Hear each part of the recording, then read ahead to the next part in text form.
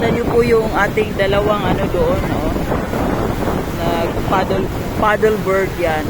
Paddleboard. Yan po.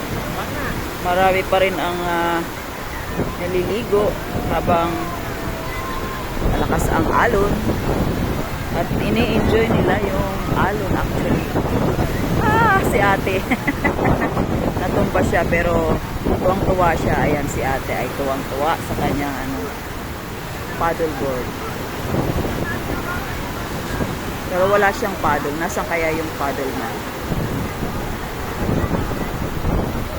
Ayan mga kapips, ang pasilip natin dito sa ating isla ng Boracay. Ayun naman, meron naman crystal kayak doon. Ayan, crystal kayak yan. So kahit na malakas pa rin yung hangin, but people love to swim.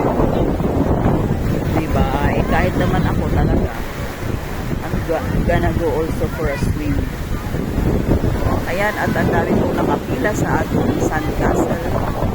Picture sana tayo, but nakakarami ng ating bisita dito na nakapila sa sandcastle. So this is D-Mall, Station 2. Ito po yung pinaka-sentro ng ating mga dito sa Boracay Island establishment. So ayan po, pila po yung ating napakagandang sandcastle. Okay. Ayan, sandcastle.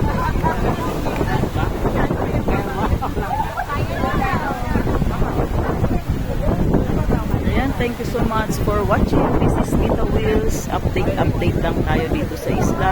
Kaya po nakalagay na po yung kanilang mga cover dyan sa harap kapag malakas po yung alon. Nilalagyan po nila yan ng mga cover. Ayan po. Para yung hangin parang stopper siya. Ayan.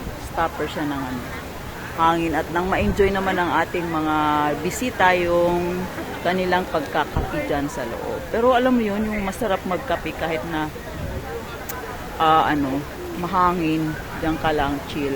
Pero syempre, kapag masyadong malakas talagang tatakpan po natin yan ng cover. Ayan, so that's all for now mga kapips. Marami pong salamat sa inyong pagtutok sa aking mga contents dito lang sa isla ng Boracay. Sana po ay huwag kayong magsasawa. This is Tita Will signing off. See you again soon. Bye!